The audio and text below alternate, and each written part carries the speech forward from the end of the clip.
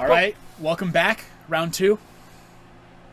2 of 4. 7. 4 plus the Total. top 8. Yeah, Nice. 7 total. We're almost there. Okay, so we are... Wait, is this is definitely not... You handed me the wrong deck list. 100% this is not the right person. This is AJ's deck list. I thought we had AJ. I thought you said AJ. No. Andrew. All right. Not Andrew. Here. It's Evan and back there. Jason. Back there. It's Evan and They're Jason. over there. We're having a little bit of technical difficulties. That's not technical. I'm just dumb. Yeah, technically Matt's retarded. Can't say that. I can say whatever I want. What are That is so rude. You guys see the things I put up with? Not there. Unbelievable. All right, so here we are.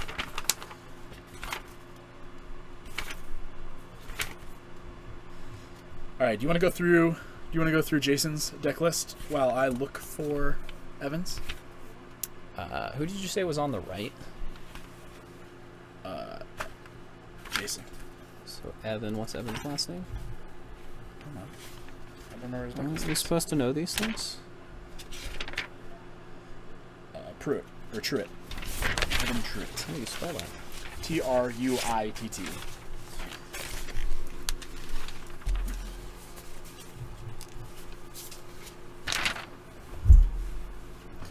All right. So, like I said when we came in, Evan is playing the rug, kind of the traditional like rug list, right? Long Tusk Cub, Servant of the Conduit, Rogue Refiner, Whirler, Virtuoso, Bristling Hydra, Glorybringer, and 2 Scarab Gods. He's splashing black off for those. He does have 1 mainboard Confiscation Coup, which is pretty interesting. Everything else is pretty stock. And then on the other side, we see Jason. Yeah, Jason is playing Bug Energy, fairly similar to the list that just won the Open recently, but he's actually going a little bit bigger. Huh? I can type on this. That's not his name.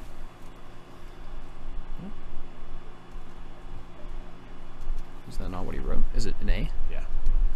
Like a normal person's name. I don't know, man. Yeah, anyway. He's going a little bit bigger. He's not playing, like the snakes and the ballistas and stuff. He's actually going a little bit bigger. He's got like Aether Sphere Harvesters, Bristling Hydras, some Vraska in there. So a little bit more controlling, more mid-range. Right. More, And probably the best card in the new set. 4 Hostage Taker. 4 of them. That card's very good. Card's absurd. If you don't already own 4, buy 4. Yeah. If you already own 4, buy 4 more. All right, looks like both of our players are mulliganing to 6 on equal footing here. That's unlucky. Yeah, even more unlucky. Evan looks like he's going to 5. I think that Jason has decided to keep his hand. His hand looked like a decent mix of lands and spells. So we'll have to see. Jason's deck's has less colors in it, but I don't know if the mana's really that much better. Aetherhub does a lot of fixing in this energy deck. Mm-hmm. I saw a Botanical Sanctum and an Attune for Aether in that hand, but then I think 2 more lands. So I think he only actually has 1 real spell there, but his mana is going to be set. So we'll see what he can do. I want to say his 1 spell... it's a Long Tusk Cub. Yeah, I don't think that was an Attune with Aether, because I'm pretty sure he would have cast it there. Well, take the Cub better, right? You're right, actually. It was the Cub, and he's got an Aether Sphere Harvester, actually, also in his hand, it looks like. Jason does have an Attune with Aether. Yeah, so Jason's going to go ahead and spend his first turn building up his energy resources and fixing his mana a little bit. Which is, in this format, that's turn 1's that's kind of what it's for. Outside of the Ruminap red deck, that's what you want to be doing. Yeah. So he's getting his energy, and looks like he's deciding on which basic to get. And we're going to go ahead and move forward. All right, so here's a Long Tusk Cub from Evan. So Matt, like, what does turn 2 Long Tusk Cub mean for you in this format? It really depends on the kind of start that you've had and on the kind of game that you're going to be playing. Here we see a turn 2 Long Tusk Cub with no energy. That's a 2/2. And yeah, Evan is going to be able to follow up with the Aether Sphere Harvester and turn that cub potentially to a 3/3. And really, it kind of just depends how his draw is going to shape up and how his opponent's draw is going to shape up. Because if Evan, say, invests a bunch of energy into making this long tusk cub quite large, and then it just gets hit with a fatal push. Got 4 of those. He didn't get a whole lot of anything.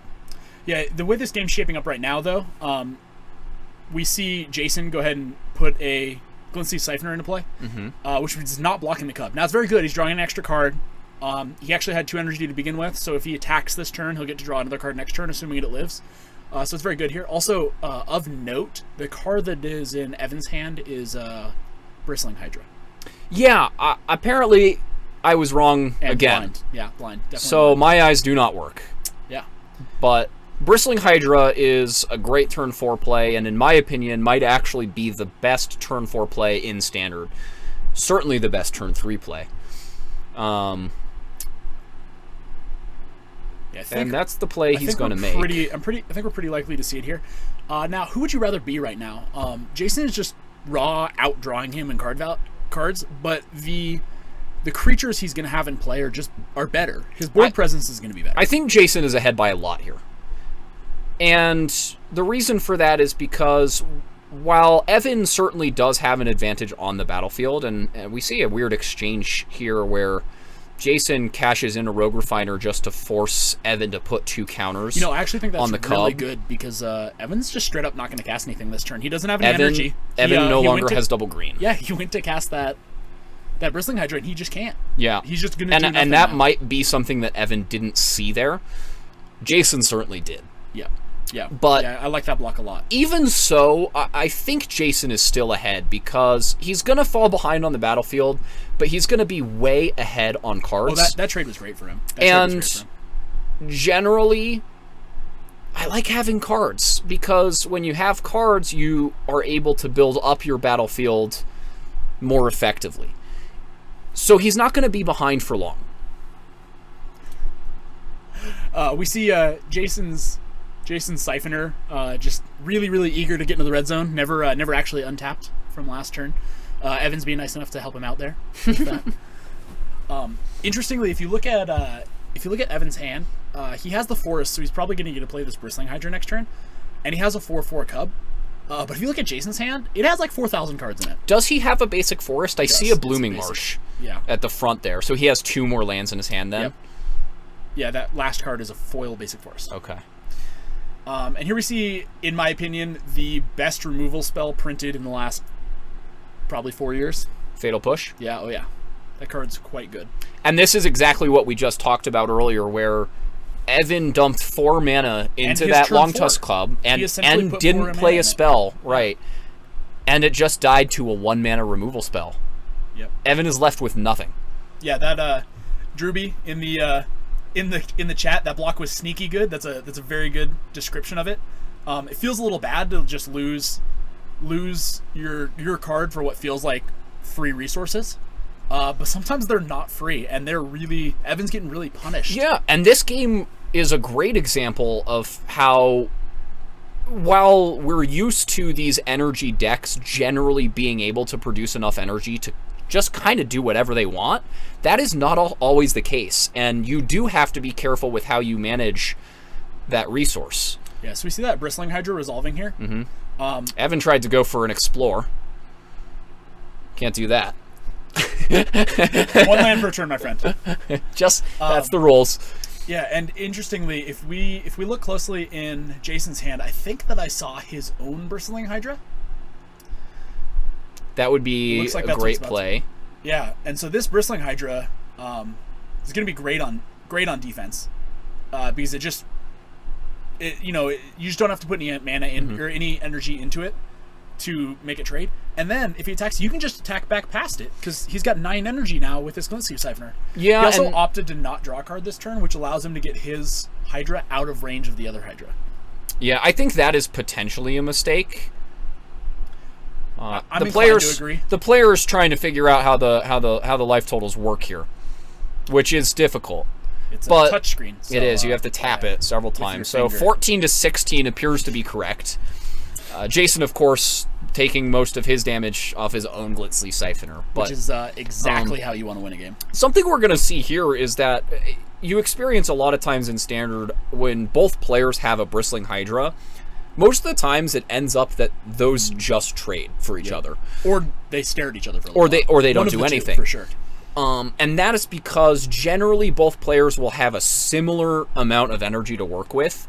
And to get your Hydra big enough to eat another Hydra in combat requires you to actually have an additional 2 more. counters. Yeah, 6-1. And that's likely what we're going to see here with the drawing of that Attune with Ether from Evan. Before that, Jason actually did have the requisite energy advantage to make his Hydra big enough He to still eat. does, because you have to have it in divisible by 3. 3, yeah. So he you're actually right. still has that. Again, he opts not to draw, trying to hold on to his Bristling Hydra Mm-hmm. advantage. But personally, I think you just want to be burying him in card advantage. I would be drawing cards here. Evan, you're pretty sure Evan just doesn't have any spells. He had 5 mana to work with that turn, and he cast an Attune with Aether. Mm-hmm. At this point, I'd probably be just turning my dude sideways and trying to beat my opponent to death, and drawing as many cards as I could. Yeah, at this point, I think that Oh, and there's a Ronus. this game's pretty much over. I think it's very unlikely that that Evan's going to be able to win. Ronus is basically never getting removed because this Hydra is going to be in play. It's also never not blocking. Yeah, and that was a Chandra off the top for Evan. That really does about nothing in this spot because if he plays it, it's just going to die. He can cash it in for a removal spell on the Glint Sleeve Siphoner, kind of numb the bleeding a little bit, but...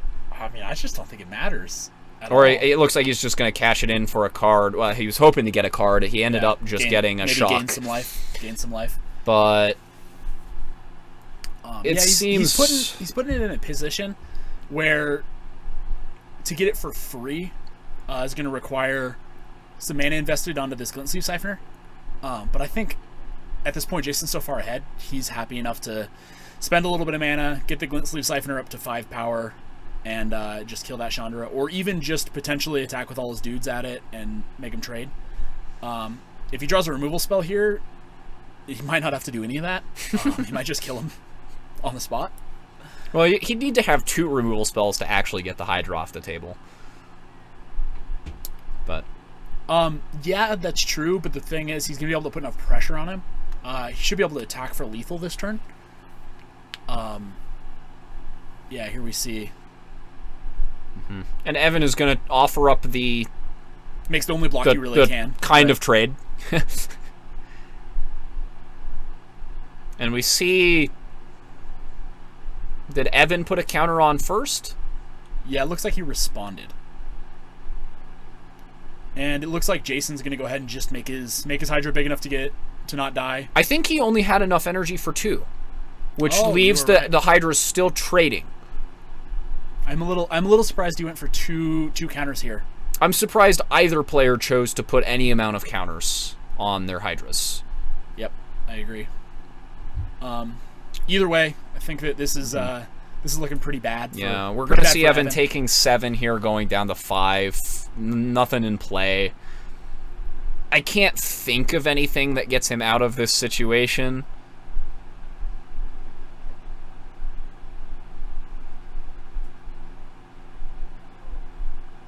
Looks like he was potentially pumping his Glint Sleeve Siphoner. Oh, sure, okay. Yeah. In that case, Evan will be down to 3 here.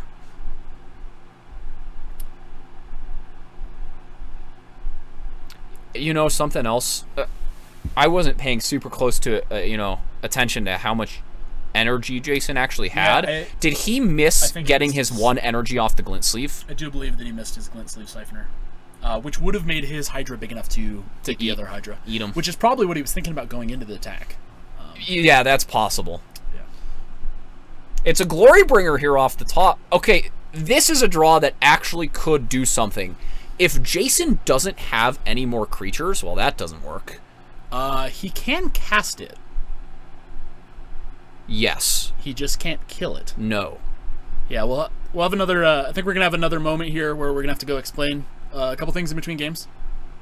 That's okay. That's all right. That's fine. Yeah, this is one of the nice things about Store Champs is you do get to see some of the better players, but it's also like a place where you see people who want to be competitive players learning a lot. Oh yeah. I feel like I learned a lot playing in the Store Championships I did. I was the very first Store Championships I played in. I learned a lot even just throughout the night. And it's nice to have a little bit more higher stakes, more competitive environment. Yeah.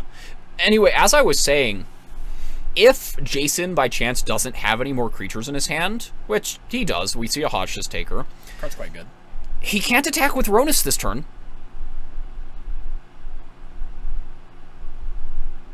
That is so true. There is some reprieve. If Evan draws a removal spell here, gets his Glorybringer back, he's in the game. Yep. Because Ronus might actually be reduced to he's nothing. actually got this Chandra. He can just... Oh, that's still in play. That's actually this was really bad for Jason. This might be the opportunity that Evan needs. If he Chandras or removes this Hostage Taker in any way, he gets to get in with his Glorybringer again, put Jason to 4, and make Jason have yeah. creature. Of course, then he dies on the spot to a 4-power creature. Not anymore. He played a Rogue Refiner. I was gonna say he has a guy. I think we may have seen Evan win the game. Yeah. It just shows you if you play tight, sometimes you get rewarded. To be perfectly honest, I forgot the Chandra was in play because I assumed it was going to die the first turn. Yeah, Evan also it's still there, removing a little and bit a too Scarab much. God. This is amazing. I think that's a Scorpion God. That is a Scarab God, 100%. You're probably right. That card's way better. I just really want it to be a Scorpion God. That card is bad, Nick. Yeah, it's a Scarab God. That card's sweet. I know. So, Damn, all of a playing sudden, good I cards. feel like Jason can no longer win. Yeah, I think I think that... And I'm not entirely sure what happened. I don't know either. It does appear that he had a 2-mana creature that he could have played last turn. He had that Servant. He could have played it, pumped it, got in for 5, and killed Evan. I think that he just thought that the Hostage Taker was going to turn on his... Sure, yeah. Turn on his Ronus. Hostage Taker only a 2/3, sadly, not a 3/3. Or a 4/3, for that matter. Also irrelevant. I don't know if Matt slept last night. Did not. He's been making a couple mistakes today, but that's okay. He was just real excited about the stream. I was, up all night. I couldn't stop thinking about how great of a job we were going to do, and here we are. Not doing it. Not doing that. Not doing it at all. I'm not sure what it is that we're doing, but it's not that. It's not that. So, what do we see? Jason is going to attempt to get back into it. We know he has at least one Fatal Push in his hand because he showed us that earlier. Yeah, unfortunately, I think he's just dead in the air, It's just... Well, he's got a Vraska's Contempt, so he's actually going to go up to 6 and take out the Scarab God permanently. So that's a good start. Does he have another black source? Is that... I can't think it's quite a swamp under his see... arm. Okay. Oh, nope. No, that's a forest. So his only 2 black sources are both basic swamps right now. Yeah, I think that's okay. I think he's going to play a chump blocker. And there's a Servant, yeah.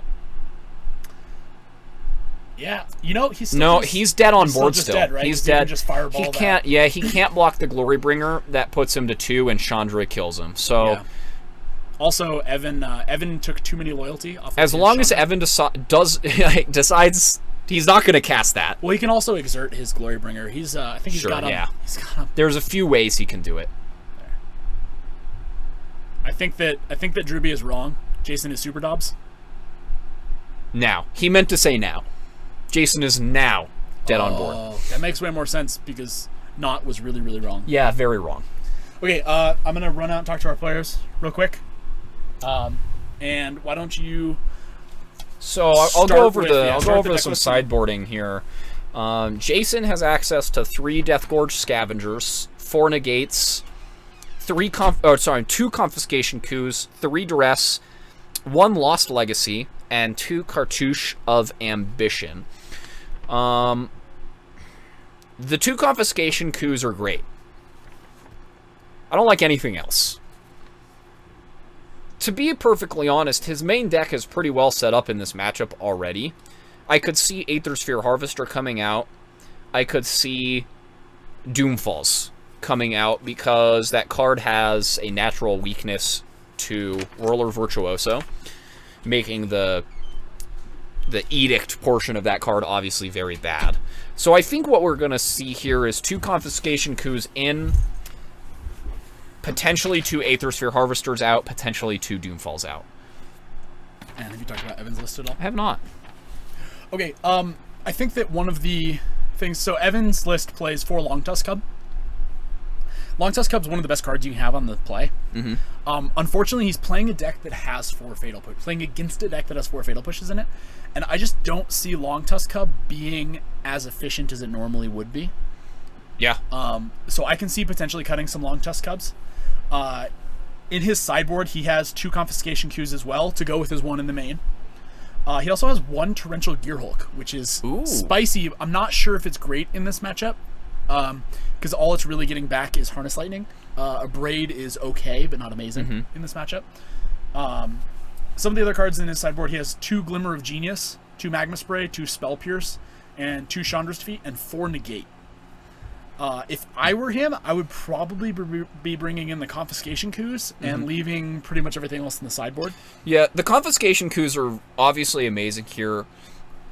This is a matchup where I could see the Glimmer of Genius and Torrential Gearhulk package being reasonable, but I'm not sure if that's the route he wants to go, because I think it's really, a lot of these games are going to come down to the board. You want to make sure that you're ahead on the board constantly in the mid game, and I'm not sure you can afford to spend 4 mana just getting card advantage. I totally agree. I think that this game, it's very much about card advantage, but it's about card advantage that you convert to board presence. And Glimmer of Genius is a great card advantage spell, but it takes a lot of mana to convert a Glimmer of Genius into board presence. And both decks just have the ability to be too explosive, so I probably would not bring it in. But we'll have to see if Evan does. Yeah, the kind of card advantage that I'd be looking for in this matchup are cards like Glint Sleeve Siphoner, Scarab God, things that provide, natural advantages incrementally by themselves, but also impact the board immediately when you play them. Sure. Yep. Yeah, I agree with you on that front. We see in the chat that Gonti would be great in this matchup. Yeah, so I've actually been playing a pretty similar deck to what Jason is playing here. I had 2 Gontis in my sideboard. He's not bringing any tonight, unfortunately. That card would be excellent in this matchup. Death Touch is just a really good keyword. Death Touch is great, and he provides absurd value, especially when all of the cards in your opponent's deck are good. Right, they're all cards that you would play if you were in those colors, or potentially some of them just straight up in your deck. Yeah. Yeah, I agree. As someone who has sleeved up Gonti in Legacy regularly, I think that card's very good. It's not good enough for Legacy. Don't anyone get it twisted. That card's not good enough for Legacy. It is very good against Tarmogoyf. Sweet against Tarmogoyf. Okay, again we see Jason leading on Attune with Aether. Again, I think best thing you can do on turn 1, dual land Attune with Aether. It is. And we see a sad tap land from Evan. Wah wah. Yeah, I mean it doesn't. It's probably just a sequencing thing. It happens. I see that he's got a Botanical Sanctum in his hand, so if he wanted access to a spell this turn, he had it. Probably just doesn't have anything important. Unless to do. It's a Magma Spray, which sure. I can't imagine those are in. I can't imagine those are in. There's just too many 3 toughness creatures.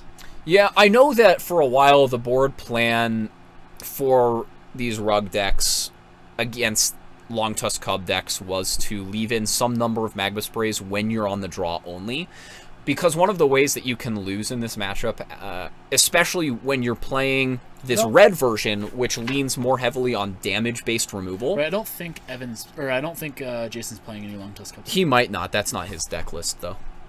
This is Jason's. Yeah. No Longtusk Cubs. Okay, well, in that case, yeah, there should be zero Magma Sprays. Yep. And I think, correct, I might be wrong, but is that front card in his hand a Doomfall? It certainly could be. He is playing 3 in his main deck. Right. So that's a card that I don't think either of us thought were particularly good in this matchup, but I could see an argument for having it in the deck. It's good and bad, and what I mean by that it can be the best card in your deck because sometimes it kills Bristling Hydra, where no other removal spell can. And sometimes Other it kills times, with Thopter tokens, other times it kills a Thopter token. which now, lots of cards can do that. Of course, Doomfall has the alternate mode of being a discard spell, which is good. Certainly, Evan has very impactful cards in his deck that cost 4 or 5, maybe 6 mana even after sideboard. All right, best 4-drop in the format, Scarab God.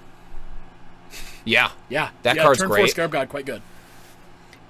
And especially against a deck like Evan's, where we know he doesn't have removal that exiles. Right. This Scarab God I think he kept isn't his hand going anywhere. I think he kept his hand based on the strength of the. He has a Chandra. He had a Chandra and a Glorybringer in his opening hand. And honestly, it just doesn't look very good right now. Yeah, this is the second game in a row where we've seen a Chandra come down and look like it's really not going to have a big impact on the game. Now, of course, last time we said that it did. Yeah. But I think it shouldn't have. And this is a similar spot. And in fact, here he chooses to just cash it in to trade for a Servant and maybe save some life. 5 life, yeah. You know, Yeah. which is fine. But the game is going to be taken over here by the Scarab God very quickly. And in fact, it would surprise me. Making 4/4 Servant in the conduits is like It would surprise me if Jason did anything else with his mana other than activate Scarab God this turn. He does have a Rogue Refiner in his hand that he looks like he's pawing at. Yeah, it looks like that card's he's pretty reasonable. It looks like he's potentially posed to miss a land drop this turn if he doesn't do that. So I think his logic here is to try to hit the land because it is important to make sure that your mana continues to be developed. But I think the upside of just starting to kill your opponent with the Scarab God value, the card advantage, might be a bit better here. It's close. Okay, so that was actually a sneaky good draw. The Aether Hub by there? Evan. Yeah, so the Aether Hub actually gets him his fifth mana source because he has, as you can see, another fast land in his hand. So he's going to be able to cast this Glorybringer. Yeah. Now, how good Glorybringer is right now is a little bit unclear. I think I would, personally, I would have exerted and just taken out that Servant of the Conduit. I think Evan, correct me if I'm wrong, I think he has another Glorybringer in his hand. That's a Chandra. A promo. Is it a Chandra? I thought I saw a promo Glorybringer. I don't think so. I see a Chandra, a Spirebluff Canal. I think, right there at the front. You are right. That is. So I think his plan here is to double assume his, he's not going to beat the Scarab God in a long game, and he just needs to kill Jason as fast as he can. Sure. Unfortunately, his first Glorybringer is no longer on the battlefield. And he's taken 8 for his trouble, which is pretty strong. Yeah, I actually like the play that he went there with there, though, because I think that probably gave him the best chance to win, because you can kill over the course of 3 turns, right? You hit for 4, then you hit for 8, and then you hit for 8. Did Evan miss his energy trigger when he played that Aether Hub? He didn't need the red mana to cast the Glorybringer. It looks as though he may have. That might prove to be important, because if he had not, he could have cast both Chandra, made mana, and also cast this. Sure. Cast this Thopter maker. Thop. Yep. Looks like he will only be making one Thopter here. Yeah. But this is a card that potentially lets him get back into the game a little bit because it's gonna chump block the Scarab God for a lot of turns, assuming he can generate enough energy to continue making Thopters. And as long as Jason doesn't draw any more lands, which he hasn't. That's kind of like a catch-22 though, because if he doesn't draw any more lands, he's drawing spells. Yeah, I see Jason has, I think, 2 Hostage Takers in his hand right now. And Hostage Taker is an incredible card, but when you're only on 4 mana, a majority of the time, they're going to kill it and just get their card back. Yeah, and you really don't want to be giving them cards back that have ended the battlefield. Exactly. Every time that this Whirler Virtuoso gets taken hostage and then comes back, it's bringing another Thopter with it. Yeah, and I think we're going to see that right here, where he Hostage Takers the Whirler Virtuoso. It gets Harness Lightninged immediately. And he just basically gets a free Thopter for his trouble. Right. Because he's gonna point this Harness Lightning at something anyways. Oh, right? Definitely. It looks like actually he's choosing to point it at the Scarab God. Get that off the table for a little bit. Of note, technically that Scarab God went to the graveyard and came to his hand at end step, but because he was tapped out, he went ahead and shortcutted it. And again, if Jason just doesn't draw a 5th land for the next couple of turns, that Scarab God's trapped in the hand for now. Yep. And this Glorybringer is going to look real good. It's going to blow up the Hostage Taker. He's going to get his Whirler Virtuoso back, get some energy. I mean, it's good stuff. Good stuff. Yeah, and this is the second game in a row now that we've watched where it looked like Evan was hopelessly behind, but he's played really tight, and he's managed to put himself in position to win once again. Yeah. So I'm very impressed with what's going on here. Yeah, it looks like we drew... Okay, fortunately, the draw was a Fatal Push, which is a spell he can cast while also casting another spell. Unfortunately, it means he did not draw his 5th land to get that Scarab God back in play, which means this this Glorybringer is going to be back online by the time he resolves it. Yeah. And I think that's just going to be kind of hard. No, he does have a Servant on this turn, so if he draws an untapped land next turn, he does immediately go up to 6. Not sure really what that does, and in fact, I think Jason might be put in a position here where he has to Hostage Taker Evan's Glorybringer and hope that there is not a removal spell. Right. Just hope that he gets to get that Glorybringer. Exactly. Just hope that the Hostage Taker lives. He only needs it to live a single turn, because then he can just cast the Glorybringer, and then he's fine from there. And unfortunately, Evan's last card is a Chandra. So if that is the case, Jason's going to lose. So I think what we're seeing here is Evan really respecting the ability of Jason to be able to put damage out quickly with the Ronus that he knows is in his deck. Sure. That this block to me reads as a respect block for that potential. Yeah, and Evan is at a somewhat low life total. We see him at 9, just taking random beats here and there, and going down to 6 it puts him pretty low. Now, I don't think he has to be too afraid for his life total, seeing as how he had, a Whirler Virtuoso in play. Sure. But I think this is fine. I don't think that Glorybringer should be untapped. I believe, okay. The dice is a good reminder. And was that was another Chandra off the top? No, that Chandra's been in his hand since he cast the first one. That's why he kept his hand, it was just full of powerful cards. And I really did think he was going to get tempoed out, but it's starting to look like he's turning the corner. Yeah, no, I know he had this Chandra. I think he has now another Chandra. Oh, a third in his hand. Chandra. His last card's another Chandra. I mean, I didn't get a great look at it, but that's what I thought. Let's look on the deck list. Let's see. He has 2 Chandra in the main, none in the sideboard. Okay, then I guess that is false. It was certainly a red card. Yeah, it is a Harness Lightning. Which is actually probably a lot better. Way better. Yeah. It's not close. I think that Jason is falling pretty far behind here. He needs a way to get rid of this Glorybringer immediately. And like I said, though, yeah, I don't think he's untapping with the Scarab God. Right? Just Chandra it, Glorybringer it, call it a day. Still have a Chandra, still have a Glorybringer. Yeah, and then at least, though, if that is the case, the Chandra is down to 1 loyalty, the Glorybringer is exerted. So we could certainly see Jason come back into this game. Evan's a good card. Evan has no cards left in his hand. If this draws a blank... Okay, here it is. Let's see what it is. Looks like it's... It is not a blank. It is the best card he could have drawn. Yeah, not close. Yeah, that's... I think that's just gonna about do it. That should be the game here on this one. That was brutal. Yeah, best card in his deck. Not even close. Yeah, and he's gonna get him with a Chandra here. He's either gonna put a 2/2 in play or 2 damage to him. Yeah, Jason is gonna die here next turn, and this was a heck of a match to watch. Yeah, I'm really impressed with Evan's play. Really sound here. I mean, and he gave himself, both games looked like he was pretty far behind. He gave himself a chance to win, and that's kind of what when you're falling behind, you have to continue to give yourself a chance to win. You can't start playing loose because you don't think you can win, because that's how you get that extra. Yeah, and there it is. We see Jason can't come back from his own Scarab God. His own Scarab God. That's happened to me. Evan's going to be able to activate it. He's got Aether on the play. Oh yeah. Yeah. Yeah, that was a match for sure. That was really fun to watch. Gosh. Yeah, I'm glad we got this match on camera. This was also, I think that this is a matchup that we're going to see a lot of in competitive Magic going forward.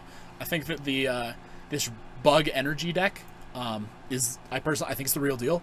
I think it's a removable and you may disagree with me on this, but I think its removal package is better than the Rug deck. I don't personally like Harness Lightning that much. Fatal Push, so it depends. I think Fatal Push is better than Harness Lightning, but I think Harness Lightning is better than the other removal spells that Black has access to. But yeah, I think this bug deck is really good. I've been playing something very similar to what Evan is playing here, and I've been seeing some pretty good results with it in my testing. And I think a lot of what we're going to see in this standard format is people trying to figure out what the best configuration is for an energy deck. I think it's pretty obvious that energy is just a better mechanic than anything that Ixalan has to offer, really, because... Yeah, I mean, we saw some pretty powerful dinosaur synergies in round one. But that's kind of the thing. They are casting a 4-mana Carnage Tyrant is really good. Casting a 6-mana Carnage Tyrant when your opponent's been casting spells on 2, 3, and 4 might not be as good. It's certainly not. It's hard. It's hard to know. And especially when those cards that your opponent has been casting, like a Long Tusk Cub on turn 2, might just be bigger than your Carnage Tyrant. Yeah. Yeah, I think that without Snake in the deck, I think that's a little less likely. Sure. But even so, the question is whether the synergy from the dinosaurs are powerful enough to beat just the raw good cardness of the Bug and Rug decks. And I think really what we've been seeing a lot recently, here last week at the Open and with the Magic Online results as well, is that they don't have what it takes, at least not yet. We'll see with Rivals of Ixalan if they bring some more dinosaurs, some more pirates, whatever it is, to push those decks over the top. I gotta imagine there's going to be 1 or 2 playable dinosaurs. Oh, sure. And that might be exactly what the dinosaur deck needs to break across. With as powerful as Regisaur Alpha is, and in my opinion, Ripjaw Raptor, I think that the dinosaur deck is very, very close.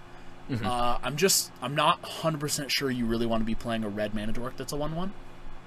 Yeah. That only makes mana for your dinosaurs. Now, the upside of that, of course, is that you get to give your dinosaurs haste, which is It's phenomenal. a real thing. I mean, that's great, especially when your deck is full of dinosaurs. Is it a lot better than the one that turns into a 3/3 though? That's kind of my question, because that guy makes 1 mana of any color for any spell. I'm not sure. I kind of assumed that both of those would be a 4 of in a dinosaur deck. I think it depends on which direction you're going. If you're playing the Naya, the 7-mana Naya guy, then yeah, I would say absolutely. Yeah. If you're not going above like Ripjaw Raptor and Regisaur Alpha, if that's the top of your curve, maybe you don't even need either of them, but you probably only want one. It's possible, for sure.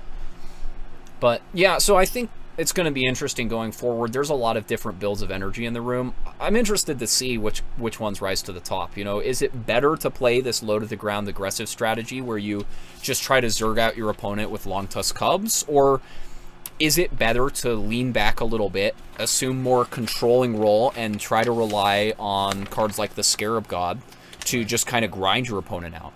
It's really not clear.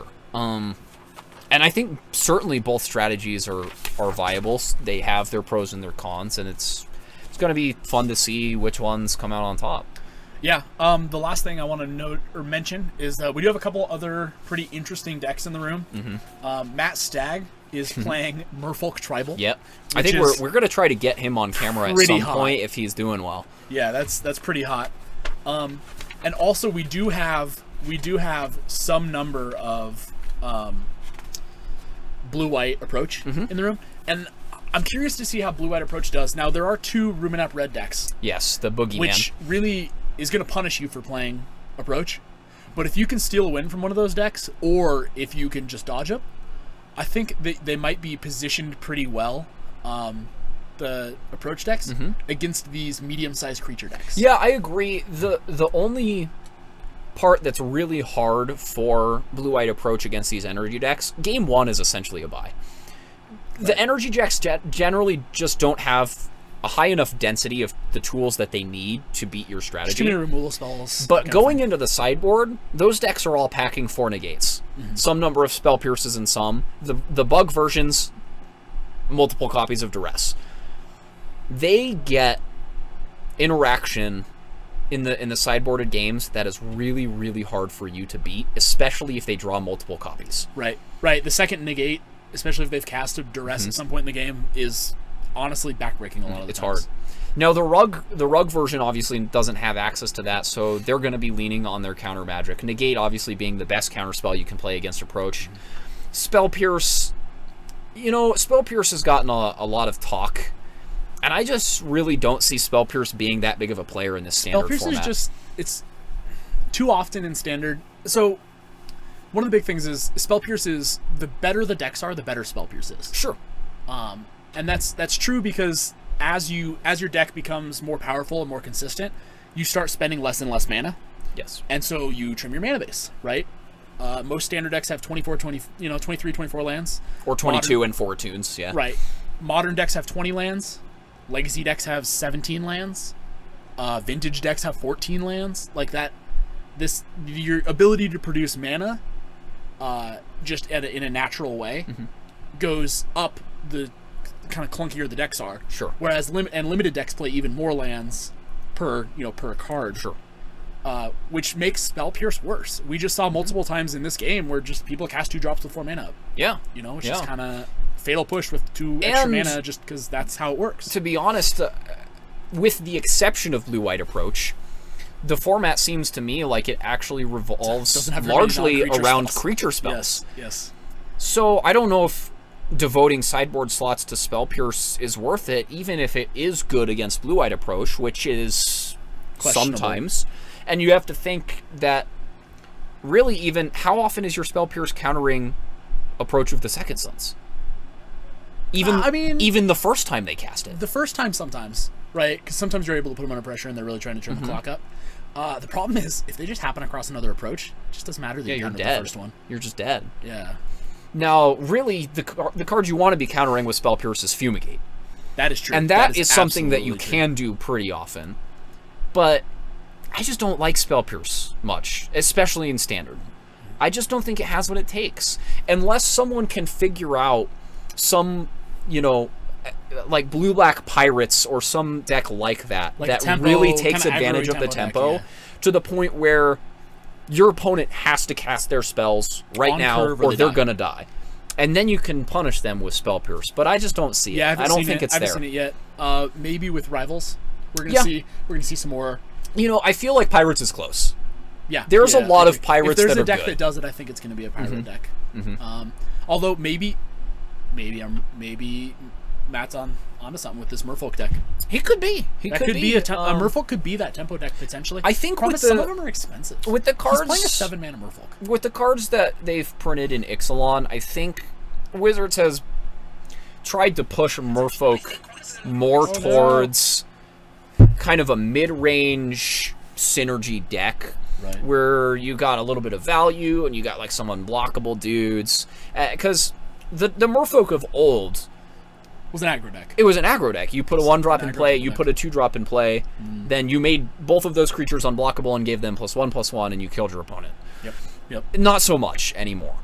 Yeah, so we'll have to see. There are some pretty efficient beaters in the Merfolk deck right now. The problem is some of them have some pretty big downsides. Yeah. Putting a land into play for your opponent. Yes. To get a 1-mana 3/3. That's just the kind of card I shy away from. Maybe it is good enough, but that's something that makes me nervous. I think in Standard it's not. And I think, frankly, that card's beyond unplayable in Standard. Fair. Giving your opponent an extra land on turn 1 sounds abysmal to me. Yeah. I mean... Yeah, you could definitely be right about that. I mean, just think of the powerful things that people are going to do with that mana. You're getting them to Scarab God an extra turn faster. You're getting them to Fumigate. Hostage Taker, Fumigate, you name it. There's so many powerful... There's so many good 3, 4, 5 drops. Yeah, 3, 4, 5, 6 mana spells. I don't know. That's... Yeah. All right, I think we're going to take a lap around the room, see how everybody's doing, and take a quick water break. Yeah. So we will see you guys in a few minutes for round 3. Round 3!